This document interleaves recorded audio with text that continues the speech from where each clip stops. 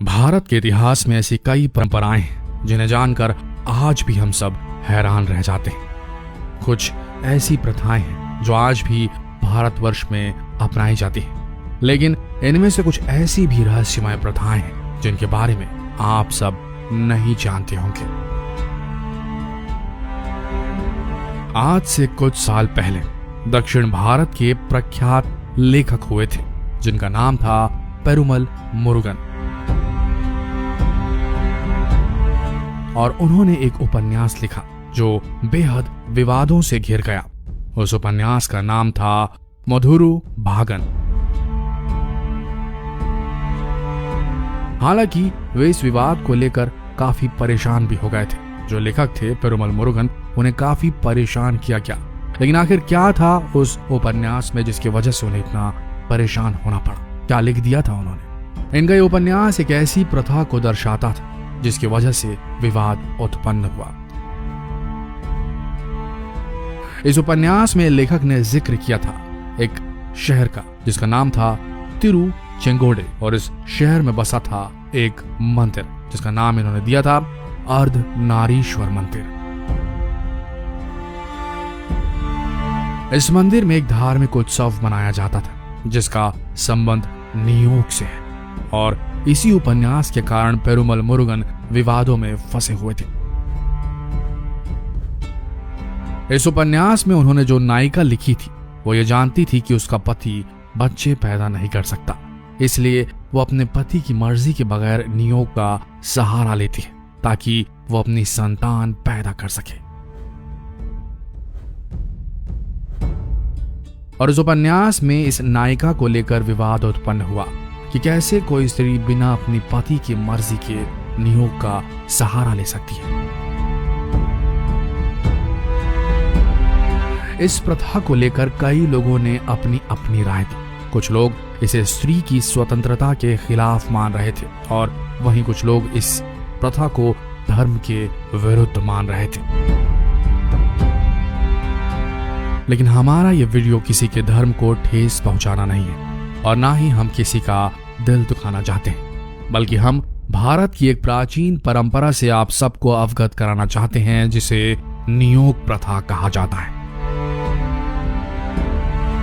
इस प्रथा के अनुसार अगर कोई स्त्री संतान पैदा नहीं कर सकती तो वह अपने वंश को आगे बढ़ाने के लिए अपने पति को दूसरी शादी के लिए प्रेरित कर सकती है,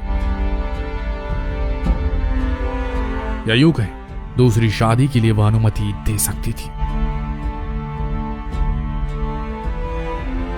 लेकिन आज के समय में ऐसा करना गैर कानूनी है, और इसके लिए कानून सजा भी दे सकता है।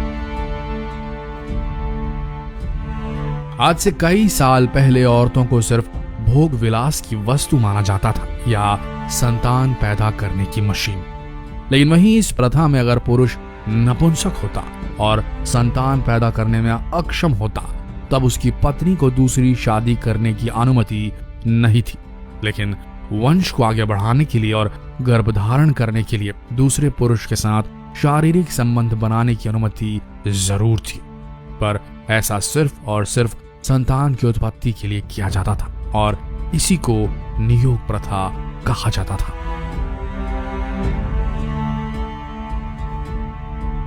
इस प्रथा में पति ही अपनी पत्नी के लिए पुरुष का चयन करता था। आपको बता दें कि एक बहुत ही प्राचीन परंपरा है ये, जिसके सबूत आपको रामायण और महाभारत में भी मिल जाएंगे। लेकिन वहीं आज के समय में भी देश के कुछ इलाकों में इस प्रथा को पारंपरिक ढंग से अपनाया जाता है। लोग आज भी इस प्रथा का इस्तेमाल करके संतान की प्राप्ति करते हैं। इस प्रथा को सबसे पहले मनुस्मृति में दर्शाया गया था, जिसके अनुसार जब पति की अकाल मृत्यु हो जाती है तब वह किसी उच्च कुल के पुरुष के साथ शारीरिक संबंध बना सकती है ताकि संतान की प्राप्ति हो।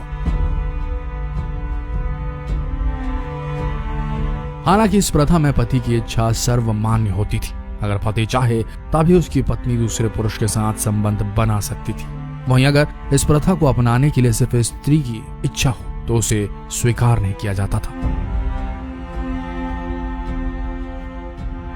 वहीं इस प्रथा के अनुसार अगर कोई पुरुष सिर्फ एक ही बच्चा पैदा कर पाता है और किसी कारणवश वह दूसरा बच्चा पैदा करने में अक्षम होता है, तब भी नियोग की मदद से दूसरे बच्चे को जन्म दिया जा सकता था।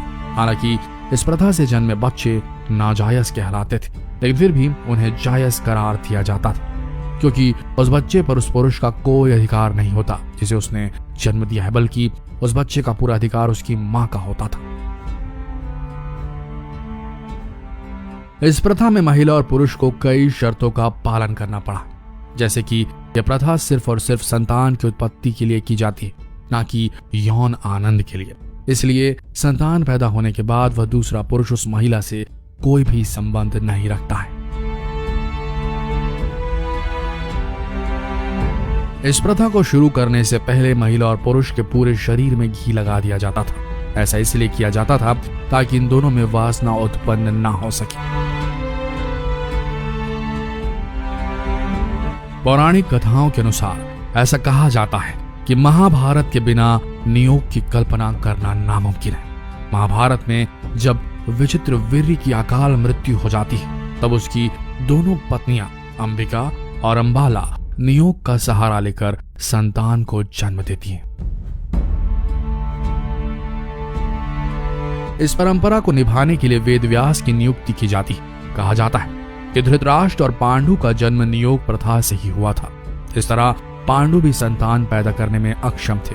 फिर उनकी पत्नी कुंती ने नियोग विधि से पांडवों को जन्म दिया। कहा जाता है कि इस विधि में जिन पुरुषों का इस्तेमाल किया गया था वे सभी देवता थे और कुंती ने उन देवताओं का आह्वान करके पांडवों को जन्म दिया था।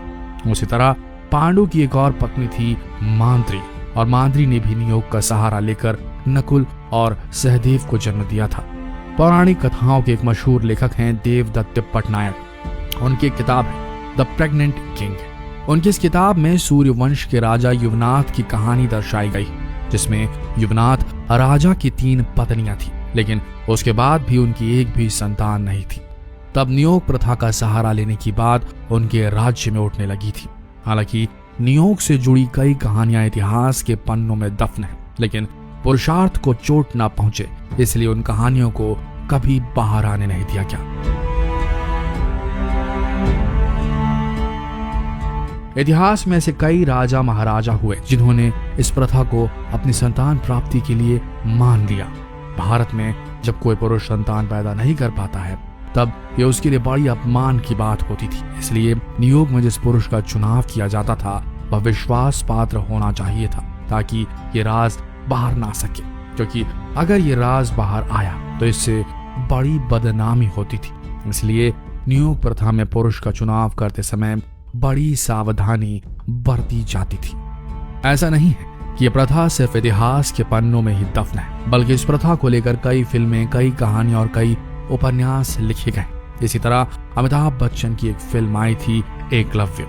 इस फिल्म में अमिताभ बच्चन अपने मालिक के कहने पर नियोग प्रथा के लिए राजी हो जाता है और इससे सैफ अली खान का जो किरदार था उसका जन्म होता है। इसी तरह एक मराठी फिल्म भी आई थी जिसका नाम था अनाहत। इस फिल्म में भी नियोग प्रथा को दर्शाया गया है। इतिहास में ऐसी कई परंपराओं का जिक्र है जिसे अब तक खोला नहीं गया है। जितने राज दफन हैं ये कोई नहीं जानता।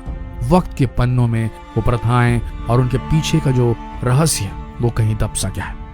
आशा करते हैं इतिहास के पन्नों में दबे इस राज को जानकर आप सबको अच्छा लगा होगा। आपके मन में जो भ्रांति है वो दूर हो गई होगी। मिलते हैं अगले वीडियो में।